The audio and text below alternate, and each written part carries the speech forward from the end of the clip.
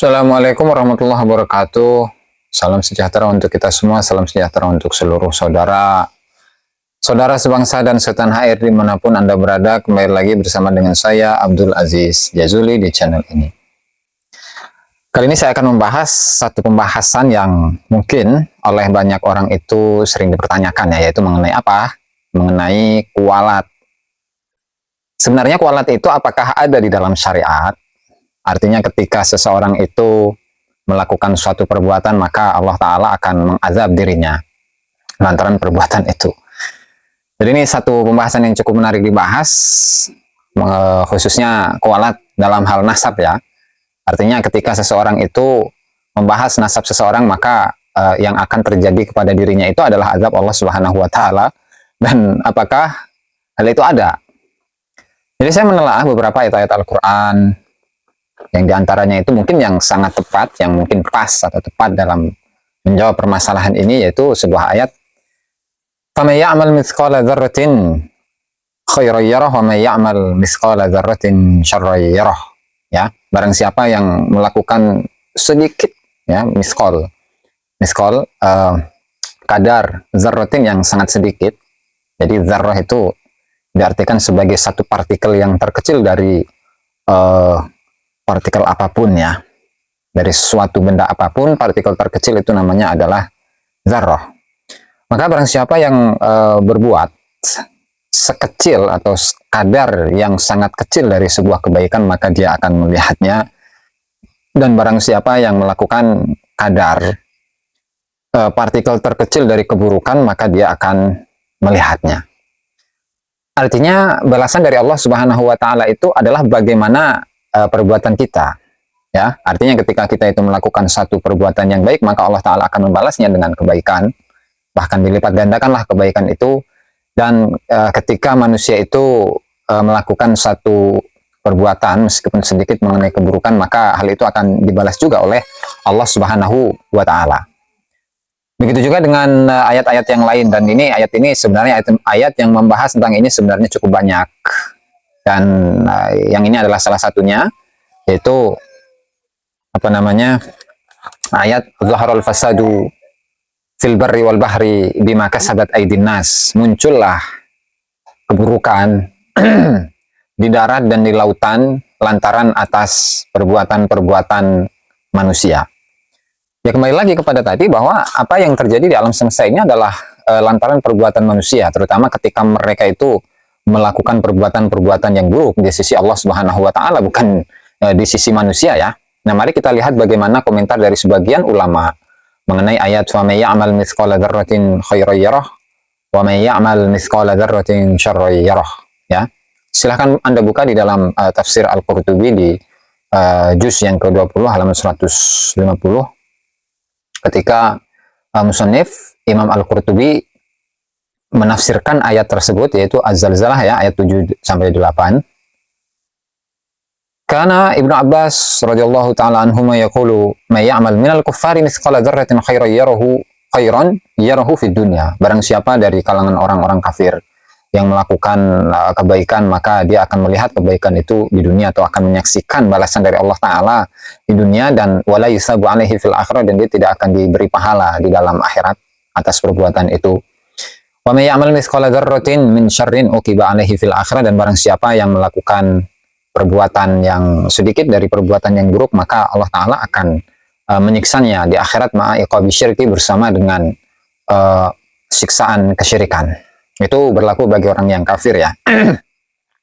Lalu bagaimana dengan orang yang mukmin? Nah, di sini juga dilanjutkan oleh beliau, wa may ya'mal mithqala dzarratin min syarrin minal mu'minina yarahu fid dunya. Barang siapa yang melakukan sedikit perbuatan keburukan dari kalangan orang-orang mukmin, maka dia akan melihatnya, akan menyaksikannya di dunia. Wala yu'aqabu alaihi fil akhirati idza mata, dan dia tidak akan disiksa oleh Allah di akhirat ketika dia meninggal. Wa yatajawazu anhu, dan Allah Ta'ala akan memaafkan sedikit dari perbuatan buruk itu. Wa in amila mithqala dzarratin min khairin yuqbalu minhu, dan ketika dia itu melakukan satu atau sedikit perbuatan dari kebaikan, maka Allah Ta'ala akan menerima perbuatan kebaikan itu darinya. Wa yudha'afu lahu fil akhirah, dan dilipat gandakan ketika di akhirat bagi orang yang mukmin. Nah, tentu ini adalah salah satu pelajaran bagi kita bahwa apapun yang terjadi, ya, itu apapun yang terjadi bagi kalangan manusia itu adalah bagaimana perbuatannya. Artinya ketika perbuatannya itu adalah perbuatan yang buruk di sisi Allah Subhanahu wa taala, maka dia akan merasakan dan menyaksikan balasan dari keburukan atau kebaikan yang dia lakukan. Artinya di sini hukum kualat ya, hukum kualat. Hukum kualat itu ya sebenarnya tidak ada. Artinya semua itu dikembalikan kepada perilaku dari masing-masing manusia. Kalau memang perbuatannya itu adalah baik, maka akan dibalas oleh Allah Ta'ala dengan kebaikan. Dan ketika yang dia lakukan itu adalah perbuatan yang buruk, maka Allah Ta'ala pun akan membalasnya. Baik balasan itu di dunia ataupun di akhirat ya, sesuai dengan kadar dari keburukan itu dan bagaimana kondisi dari orang tersebut, apakah dia tobat kepada Allah Ta'ala atau tidak. Jadi begitu ya untuk mengenai hukum kualat. Lalu bagaimana dengan salah satu atau bahkan seringkali yang diulang-ulangi ya oleh banyak orang, bahwa ketika kita itu membahas tentang nasabah alawi, maka kita itu akan kualat dan azab Allah Ta'ala itu akan turun kepada diri kita. Ya tinggal dilihat dulu apa yang menjadi motivasi bagi seseorang yang membahas tentang nasabah alawi. Artinya orang-orang yang mendalami, meneliti, kemudian sampai kepada sebuah kesimpulan bahwa nasabah alawi adalah nasab yang batil gitu ya, artinya nasab yang tidak bersambung kepada Rasulullah Shallallahu Alaihi Wasallam. Artinya terputus catatannya. Nah, catatannya tidak bisa dijadikan sebagai bukti akan ketersambungannya kepada Rasulullah Shallallahu Alaihi Wasallam. Nah, maka seringkali juga saya kutipkan mengenai statement dari Al-Imam Ibnu Hajar Al-Haytami rahimahullahu taala, di mana beliau mengatakan yang bagi likulli ahadin an yakuna lahu wiratun fi hadan nasab syarif, di mana setiap orang itu seyukiannya, sepantasnya, selayaknya dia itu memiliki kecemburuan kepada nasab yang bersambung kepada Rasulullah Shallallahu Alaihi Wasallam. Wadabtuhu, dan dia itu harus memiliki kecemburuan di dalam verifikasi nasab tersebut, sehingga hatta la yantasiba ilaihi Shallallahu Alaihi Wasallam ahadun illa bihaq, sampai tidak ada seseorang yang menisbatkan dirinya kepada Rasulullah Shallallahu Alaihi Wasallam, siapapun itu ya, siapapun itu, baik dari kalangan balawi ataupun yang lain, sama saja itu harus diverifikasi ya, sehingga dia itu tidak mengaku-ngaku sebagai keturunan Rasulullah Shallallahu Alaihi Wasallam kecuali dengan membawa hujjah, kecuali dengan membawa argumentasi yang bisa dipertanggungjawabkan dan diterima menurut ahli nasab atau dalam ilmu nasab. Kemudian juga ada sebuah kutipan dari Syekh Ibrahim bin Mansur, di mana dalam kitabnya Usul wa Qawaid fi Kashfi Mudda'i Syaraf, bahwa Ibrahim bin Mansur mengatakan wala yajuzu lil alimi kitmanu ilmihi fi hadzal bab. Tidak boleh bagi seorang yang berilmu untuk menutupi ilmunya dalam bab ini. Fa amanatul ilmi, ya, maka amanah keilmuan, wal kashfi, dan amanah penyingkapan, an ikhtilatil ansab, dari tercampurnya nasab-nasab itu, minal amri bil ma'ruf, itu termasuk amar ma'ruf adalah memerintahkan kepada satu perbuatan yang ma'ruf, yang baik di sisi Allah, di sisi syariat. Ya, artinya ketika seseorang itu membahas, meneliti sebuah nasab, ya barangkali untuk saat ini ya, itu adalah meneliti nasab dari Ba'alawi, ya tentu dia itu tidak masuk dalam kategori orang yang tadi berbuat buruk, ya, atau dengan kata lain itu adalah kualat gitu ya, mau nasab siapapun gitu. Sehingga tidak bisa seseorang itu akan ditakut-takuti dengan sebuah doktrin, jangan membahas nasab Ba'alawi maka engkau akan kualat. Nggak bisa. Kenapa? Tadi, wala yajuzu lil alimi, tidak boleh bagi orang yang memiliki ilmu, kitmanu ilmihi fi hadzal bab, menutup-nutupi keilmuannya dalam bab ini. Nggak boleh. Karena apa? Karena ini adalah amanah keilmuan. Ya, amanah keilmuan dan juga amanah untuk menyingkap nasab-nasab yang bercampur. Artinya ketika seseorang itu menisbatkan dirinya kepada Rasulullah Shallallahu Alaihi Wasallam, kemudian nasabnya itu diteliti oleh seseorang, ya, maka itu adalah termasuk dari perbuatan amr bil ma'ruf, memerintahkan satu perbuatan yang ma'ruf di sisi Allah Subhanahu Wa Taala. Jadi sama sekali bukan termasuk dalam kategori kualat ya, termasuk dalam kategori hal yang buruk di sisi Allah Subhanahu Wa Taala. Lantaran apa? Lantaran ini berdasarkan atas keilmuan. Nah, lalu misalkan ketika orang-orang itu menakut-nakuti dengan sebuah hadis, yaitu apa? Isnani finnasi huma bihim kufrun. Ada dua hal dalam kalangan manusia, di mana dua hal ini dapat menyebabkan mereka itu menjadi orang-orang yang kafir.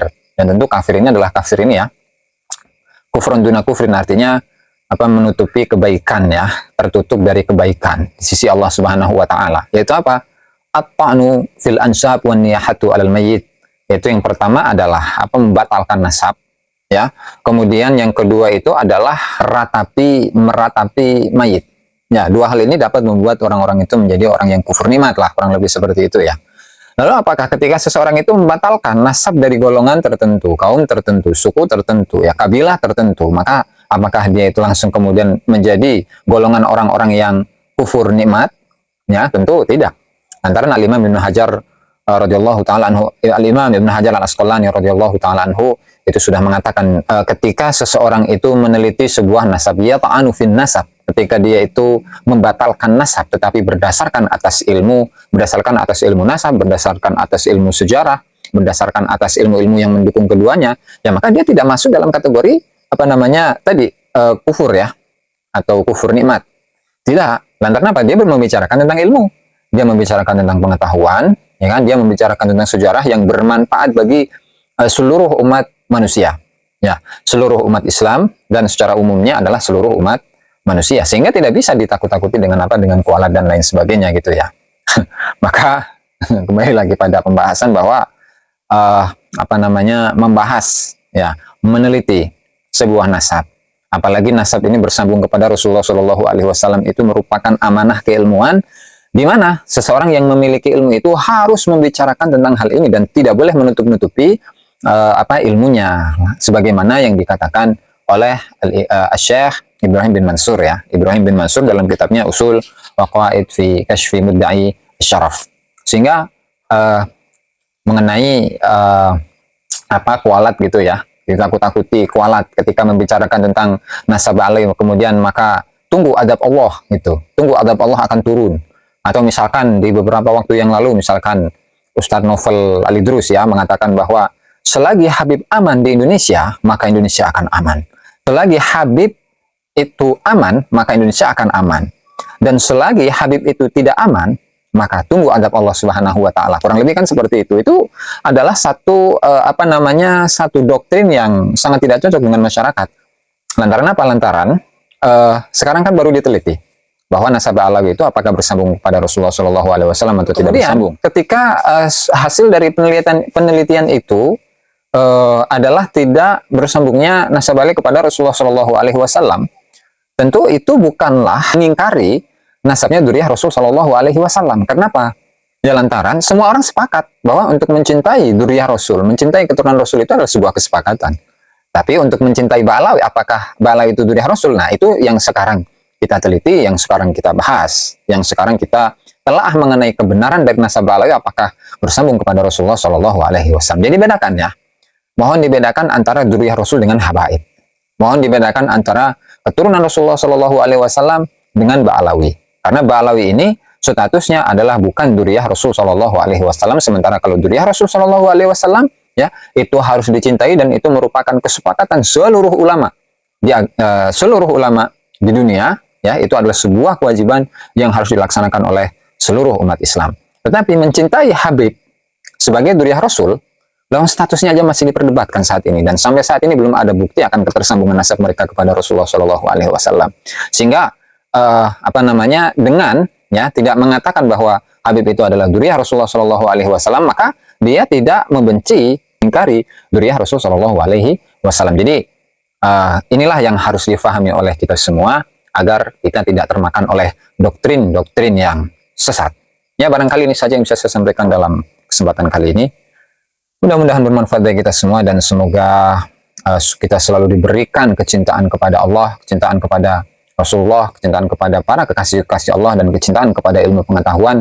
Amin ya rabbal alamin. Kurang dan lebihnya saya mohon maaf. Wallahu al-muwaffiq ila aqwamit thoriq. Wassalamualaikum warahmatullahi wabarakatuh.